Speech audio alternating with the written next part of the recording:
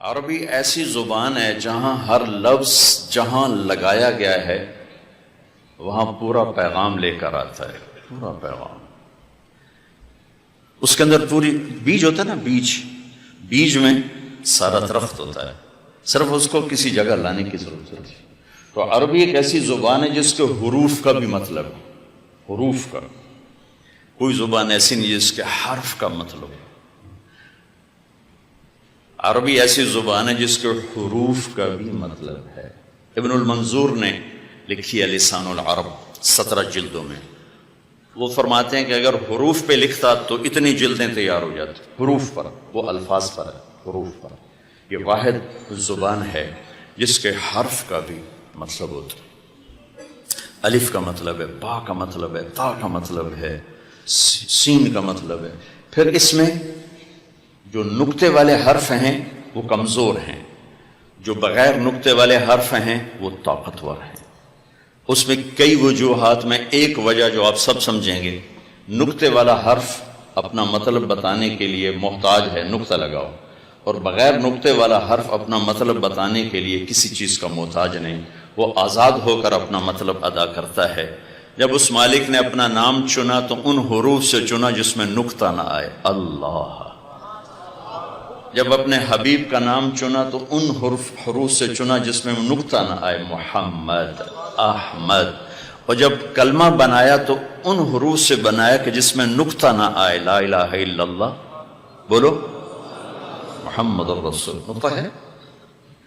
ہمارے علمی حلقے، دنیاوی حلقے سب اللہ کی بجائے خدا بولتے ہیں۔ یہ میرا ایک معصوم سا گلہ ہے، میں کوئی مفتی تو بڑے بڑے بیٹھے کوئی فتویٰ نہ ٹھوکے اجے تو مطلب خدا کہنا کوئی منع نہیں، سارے اکابر، سارے علماء استعمال کرتے چلے آئے، لیکن یہ جڑتا نہیں اللہ کے ساتھ، اللہ ہی جڑتا ہے۔ چونکہ اس نے خود کہا میرا نام اللہ ہے، اس نے کہا میرا نام خدا ہے۔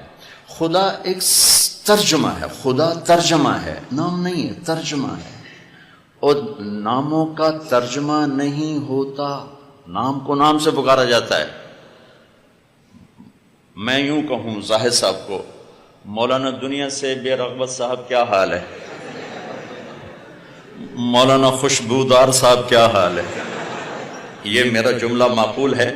بولو، طیب، خوشبودار، زاہد، بے رغبت۔ تو کبھی سنا کسی نے آ کر ان سے کہا مفتی بے رغبت صاحب، مفتی خوشبودار صاحب؟ ہاں۔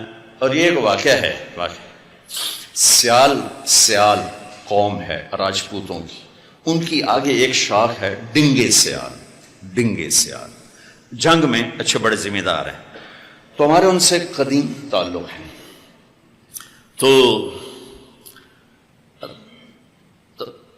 جہانگیر ڈنگا اب تو فوت ہو گیا مرحوم، بڑا گھوڑوں کا شوقین تھا بڑا، تو اس نے فون کیا اپنے ایک دوست کو، جنگ شہر، وہ گاؤں میں رہتے، آگے اس کی بیٹی نے اٹھایا، چھوٹی بیٹی، اس نے کہا آپ کے ابو کہاں ہیں؟ کہا وہ تو نہیں ہے۔ کہا اچھا ان سے کہنا کہ جہانگیر ڈنگے کا فون آیا تھا، ڈنگا کا کاسٹ ہے۔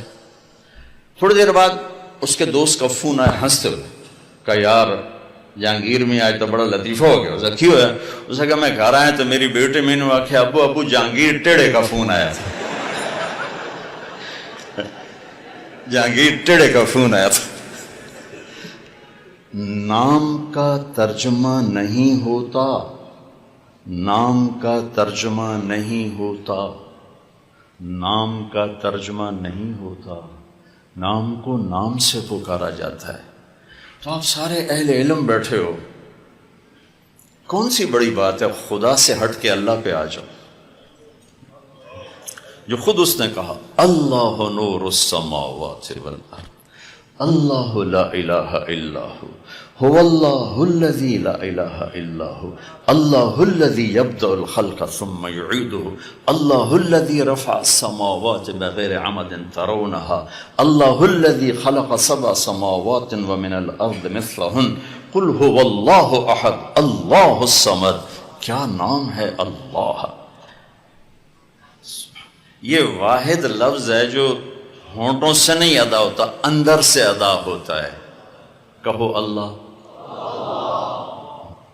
ہونٹ نہیں ہلتے، حلق بولتا ہے اللہ، کہو یہ اس لفظ کی خصوصیت ہے.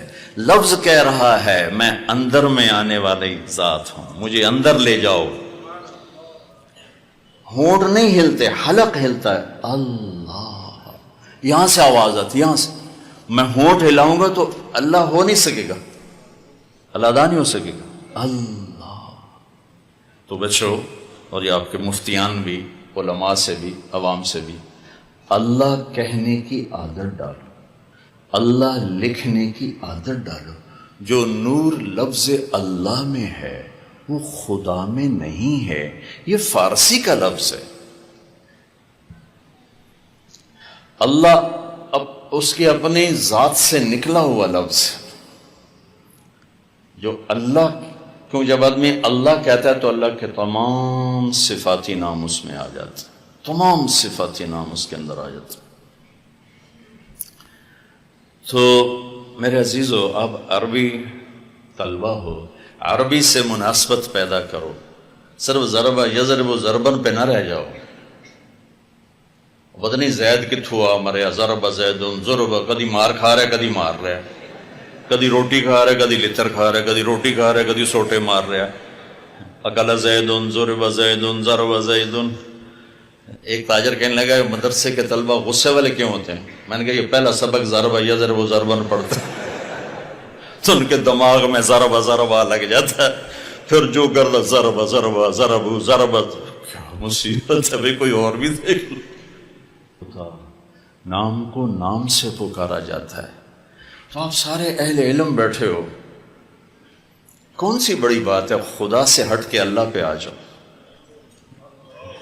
جو خود اس نے کہا اللہ نور السماوات والارض، اللہ لا الہ الا هو اللہ الذی لا الہ الا هو اللہ الذی یبدأ الخلق ثم یعیدہ اللہ الذی رفع السماوات بغیر عمد ترونها اللہ الذی خلق سبع سماوات ومن الارض مثلہن قل هو اللہ احد اللہ الصمد.